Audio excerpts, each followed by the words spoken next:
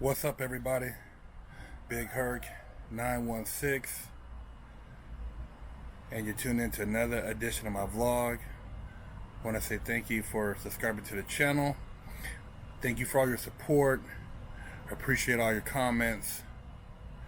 If you're looking for some online life coaching or mentoring, hit me up at www.bigherc916.com and get your life right. Anyways, I want to talk about the rapper Takeoff. Just got 55 years for a robbery.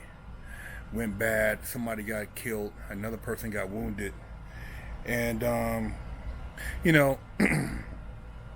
sad situation for a lot of people. A lot of people say free Takeoff. But the family of the victim, they lost a son, and some children lost their father. And everybody wants to glamorize robbery, murder, all this stuff in music videos and songs, rap about all this stuff, and you think that because you're an entertainer you get a pass on certain things, and the law doesn't see it like that. And I speak from first-hand knowledge, man. I had caught a home invasion case, and same thing. Like Takeoff, he had a fee. So supposedly Megan Holt helped set it up. Supposed to be a lick, and it went all bad. Well, I had somebody invite me into a lick, and luckily nobody got killed, but at the same time, whatever they did, I was a co-conspirator. So, fortunate nobody got killed, but if somebody gets killed in a robbery, a home invasion, you're getting charged with the murder. And all the good things you did previously, it doesn't matter, because you were a part of the crime. Now, they said that, in the lineup, I guess it was a 75%, identification of him being the person who was involved in the robbery. But what happened was Megan Holt, who helped plan the robbery, testified against him and took 20 years. So she got 20, and he got 55 going to trial. So the game is not to be played with, man. You guys think it's a joke. I try to educate you guys and lace you up on things that are real. I see multiple, comments of people trying to say, hey, man, you robbed the bank, you did this, who are you? You were stupid. Yeah, I was stupid. I did some stupid stuff, man. I did stupid stuff because I was hanging around stupid people, and my mind wasn't right. I was easily influenced. I was, thinking I was a grown man, and I was a little boy making dumb choices because of what I was being exposed to and what I was entertaining.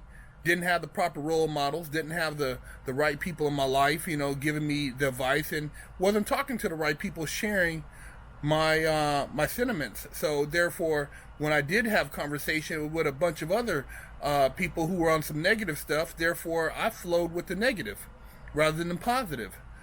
And as a young person, you think you're so smart, you think you're so slick, you're going to go and come up on somebody's jewelry or somebody's drugs or somebody's money, and you think that's going to be an in and out job. Well, what happens if somebody gets hurt? If somebody dies? Or you think that if one of the people who are involved in that gets caught first, they're not going to tell on everybody else? Well, I'm here to tell you they are going to tell. Just like how he got told on. Yeah, the first person who got caught in the situation I was in, they told, and then it trickled on down, and the next person told, and therefore I got locked up. So it always happens like that. Somebody gets caught first, and they're going to tell on everybody else to get less time. That's the name of the game. So you guys, you can continue to dance around with ski mask on, thinking you're tough guys, holding pistols, but are you ready to use that gun in a negative act and face the consequences? See, that's what you guys don't get. You think it's a joke. You think it's all, it gives you street credibility and it makes you somebody. No, because if you got away with it and nobody knows, then where's the street credibility at? Maybe somebody heard, but there's really no solid proof, then, and that's how it was back in the day, then, okay, this guy, he's a straight gangster. But if everybody knows, and you've been running your mouth, the odds are you're going to jail. You're going to go to that penitentiary. You're going to lay down on a hard-ass bunk, and you're going to do some years because you want street credibility. You want to be some gangster. See, I thought, at some point that the guys I looked up to, that I wanted to emulate them, and I thought, man, these guys, on swole, they hard, they packing pistols, they pushing, drugs, they look like they having fun. And once I got to really living and seeing what else was out there, I realized that was garbage. It wasn't no future in that. And if you think that you're gonna be some well-known tough guy and be running the streets, you got another thing coming. They're gonna lock your butt up. They're going to give you a bunch of time. It don't matter how talented you are and how, oh man, you're a young person and you have so much you can give back. Man, you took somebody's life, man. You take somebody's life, then hey man, you're going to have to deal with it. And you think you're going to just rob somebody and they're going to willingly give you what you want? You don't know what kind of time the person's on in the house. They might be legally strapped. You run up in there and they tear your butt up, light you up with a Draco, if people talking about, oh man, I don't run around with these guys unless I know they gangsters and they got a bot. Man, look, man, I don't nobody I know who was a real gangster brag about having any bodies. The dudes I know who had real bodies were in the pen doing 2 and 3 lives, 100 years. And they didn't even talk about the bodies they had. They denied it to the T. They never admitted that they had bodies. They said that they were accused of falsely, but they never confessed to saying, hey man, I murked all these people and I'm a gangster and I'm proud of it, and anybody wants some, I'm gonna murk them too. I ain't never heard a real gangster say that. And I've been around gangsters harder than any of these dudes run around out here. Any of these guys talking about they're this, and I've been around them, and those dudes are in dungeons. They locked away.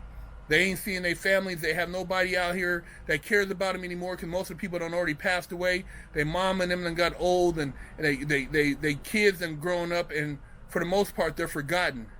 So for you out there who think that, free TK and, he should get a pass. Ain't no pass when you take somebody's life, man.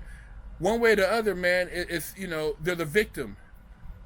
Even if I would have got away with the bank robbery, there was a victim. So somehow karma would have brought some type of wrath on me, and I might have got robbed or shot, or killed. It's energy, man. It's energy. You guys think that you can do stuff with no consequences. It's bigger than your physical acts, man. It's spiritual. It's energy.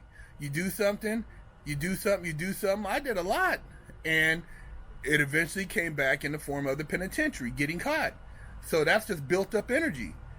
The same thing you're building up right now. If you're building up a bunch of negative acts, robbing, pulling pistols on people, shooting at people, you're not going to go unscathed. You're not going to, live your life, without something coming back on you. It's inevitable. Whether it's somebody shooting you, somebody in your family getting shot, maybe in the form of cancer, maybe diabetes. It could be a heart problems. There's a lot of things how it can come back to you, but it will come back because that's how energy works, man. When you carry around all that negativity, and so you gotta balance the scales, man. You gotta look at what your influence is and how you can change that to make a difference that's positive, because spreading that negative energy is not going to get you anywhere positive in life. You know, like I said, I'm blessed that I was able to really buckle down and find myself in the dungeon and come out here to share, because not too many guys who rob banks come out here and admit that they did something stupid, and that they're trying to correct their wrongs and share insight so that other people don't follow in their path. I don't glamorize the stuff I did. You know, all these rappers and stuff talking about, man, they ain't did none of that shit, man. They full of shit. They smell like boo-boo.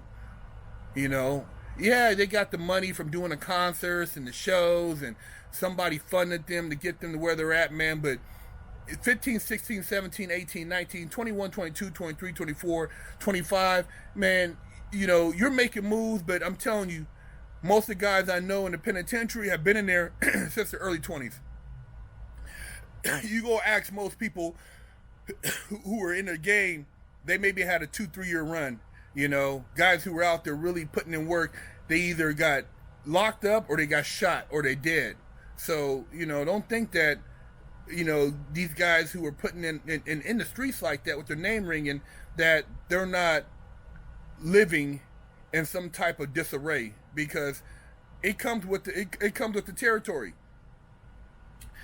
You know, TK, man, you know, young dude, he's gonna have to do half of that 55 before he is eligible for parole.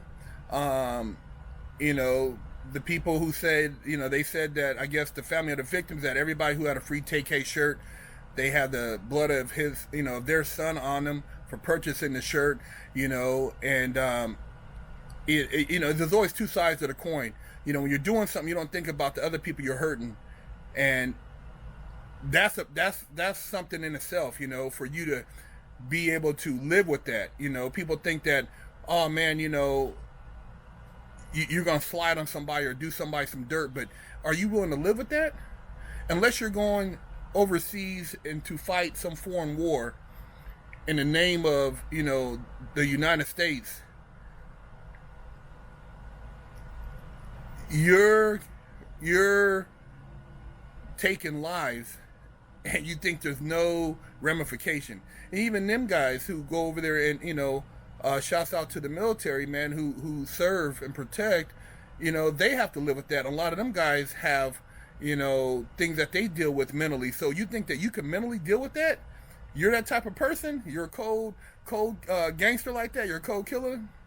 Yeah, think again. You're not cut like that. You ain't gonna be able to live your life like that. And most of those guys, like I said, they're in the penitentiary right now. And I know for a fact that a lot of you guys who are out here doing dirt, you're doing it with somebody else, because you can't do it by yourself. And so you're gonna get told on. And at the end of the day, you're gonna have that energy to deal with, that negative energy that's gonna follow you. It's like an old tail that you can't get rid of until the day comes where you have judgment. And I'm not talking about, you know, fire and brimstone. I'm talking about either somebody putting a gun to your dome, catching you slipping, running up in your house, or the courtroom. You're going to have it, man. And, you know, it's a lesson learned, man, to a lot of you guys who worship these guys who you think is your idols, these gangster rappers, these guys who rap slick and it sounds cool.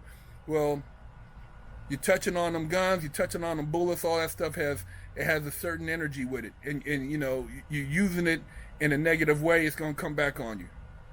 I'm not trying to preach. I'm just sharing some game with you because, like I said, I was one of those guys who entertained a lot of that nonsense. I was about that business, man. And that business led me down a dark path. And luckily, I woke up before, you know, the doors were shut and I couldn't get out. And so, you know, this is so you guys can learn from hearing this and wake up, man, and have a little bit more game about yourselves and put your focus and energy into things that are going to be more productive. Because I would hate to see you guys in the penitentiary. I've seen a lot of youngsters come in there 19, 20, man, 20, 30 years, you know, 50 years, young. And you might seem fun the first couple years, but once you get into your 30s and 40s, it ain't fun no more, man. You're going to be wishing that there's a way out. Oh, man, hopefully they'll give us a break. They'll let us free. Well, that ain't going to happen. So before you get caught up in that situation, don't do it. think twice. Somebody's trying to talk you into going on with a lick, say, nah, man, I'm cool. Think about your mom. Think about your sister. Think about your brother. Think about your dad. Think about your grandparents. Think about your kids. Think about the other person, their family. Hey, man, be smarter. And live a good life, man. You know, the penitentiary, it ain't no good life up in there. You know, it ain't nothing. It ain't no good life in there behind that glass, man. You know, having your visits and sitting up in there with a bunch of guys and worrying about having to, you know, keister shards and deal with violence. Ain't no life in that, man. Ain't no life with somebody telling you when to stand up, when to move, and having another man control your life. And that's what's going to happen if you go to the penitentiary. Wise words, man. Take hopefully he, you know, learns his lesson and you know, and gets something out of this, and it does some type of you know, there's some type of good from it. But hey, giving you guys a little game, man. Big Herc 916.